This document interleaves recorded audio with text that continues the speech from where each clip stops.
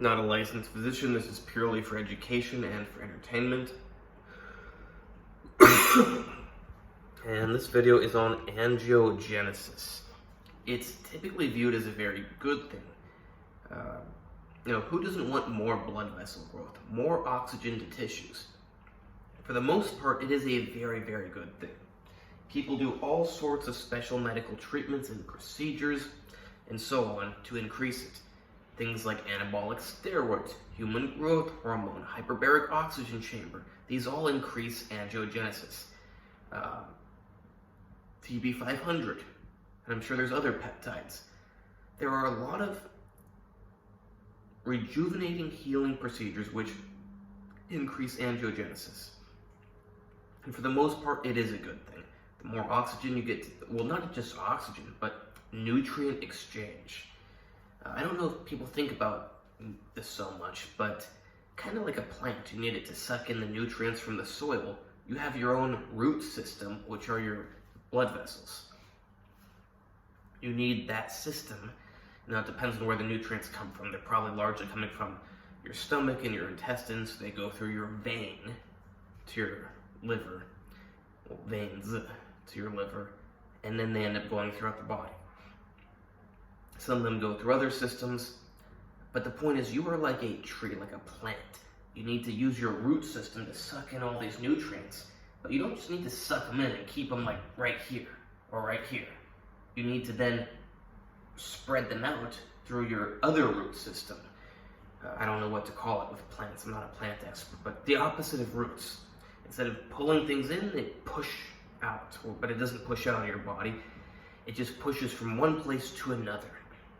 The nutrients start in your stomach or your intestines, they go to your liver, and then they get pushed all throughout your body, to your biceps, to your eyes, to your hair, everything.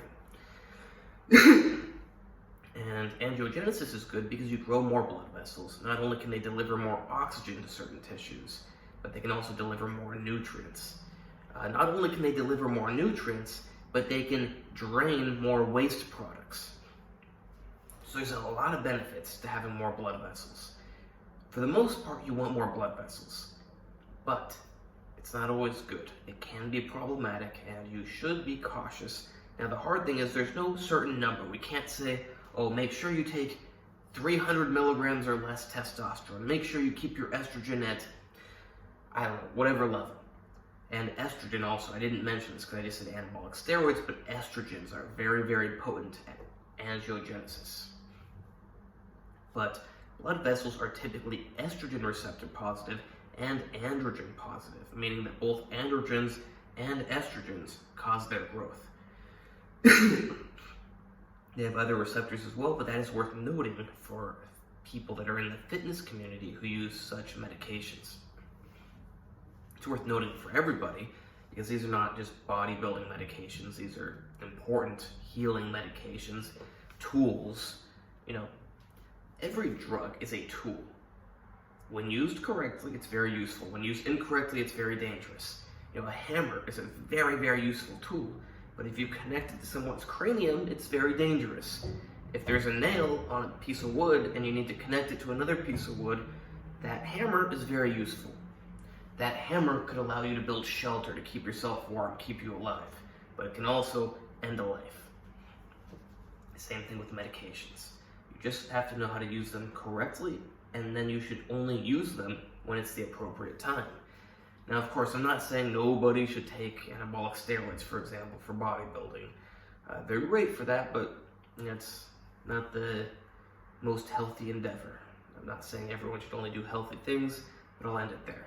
So yeah, angiogenesis, really great. Not only do you get more oxygen, more nutrients, and more removal of waste products. What else would you get more? I'll leave it at that, because those are some pretty big things. But when do you think this could be problematic? Well, if you are triggering the growth of blood vessels, and they grow uncontrollably, now you have tumors, essentially. And number one worst place to have tumors would be the brain. The brain, especially blood vessel tumors, does not have any extra space.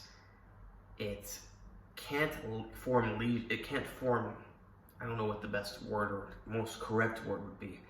But if you get a cut on your skin, it can form a scab or something. In the brain, that doesn't happen. In other parts of the body, you can wall things off, you can form scar tissue, there's a lot of stuff that can happen, but in the brain, that doesn't happen.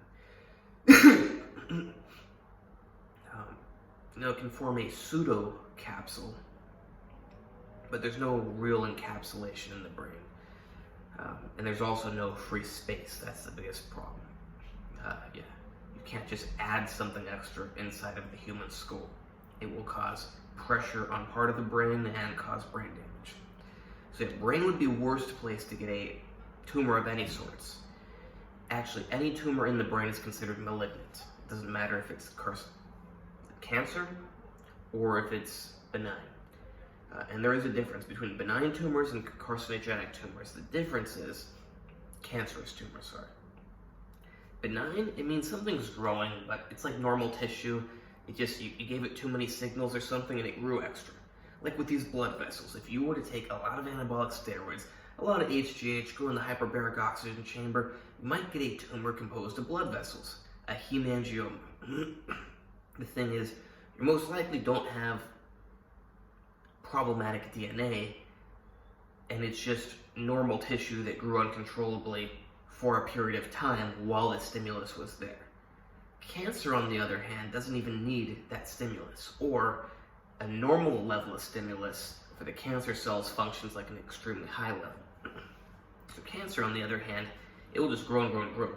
If it's, say you grow a hemangioma with all those things I mentioned, steroids, human growth hormone, TB500, hyperbaric oxygen chamber, most likely when you remove them from the equation, it will stop growing. It is normal, healthy tissue in a way, but just got too many growth signals and it grew. Cancer, on the other hand, it doesn't need any of those things to grow. It just grows. You have normal human body environment for the most part, and it just grows. So you may be wondering, well, why would those be problematic outside of the brain? So the brain has no extra space, so that's a big problem. Now, outside of the brain, you also don't have a lot of extra space. You do have extra space, more so than in the cranium, in the skull. But yeah, still, you grow it in an organ. It's going to eventually cause compression of that organ and dysfunction. Not just dysfunction, but pain. Of course, number one big problem is dysfunction and damage and danger to your health and life, but it's also going to cause pain. Imagine you get a growth of blood vessels right next to a nerve pushing on it. It's not going to be too pleasant. And imagine you have an important big blood vessel next to a growth of random blood vessels. So first of all, they don't serve much function if they grow unnaturally, like a hemangioma. They're just all like tangled up. But imagine you get that clump of them growing next to an important blood vessel, and now it's pushing and compressing it, actually blocking the blood flow to somewhere. Yeah, maybe you have a duct, and now it's closing that duct because it's pressing on it. There's a lot of reasons why you don't want random growths in the body. So yeah, it is a problem if you get random growths. So to wrap this up, angiogenesis, it's amazing. It's the growth of blood vessels. You're getting more blood vessels to tissues. You're getting more oxygen delivery, more nutrient delivery, more waste removal. But if you do a lot of things to increase your angiogenesis, you might just end up developing a hemangioma. That's not to say at all that you should never do things that increase angiogenesis. It's an extremely useful tool if you need to grow new blood supply to something.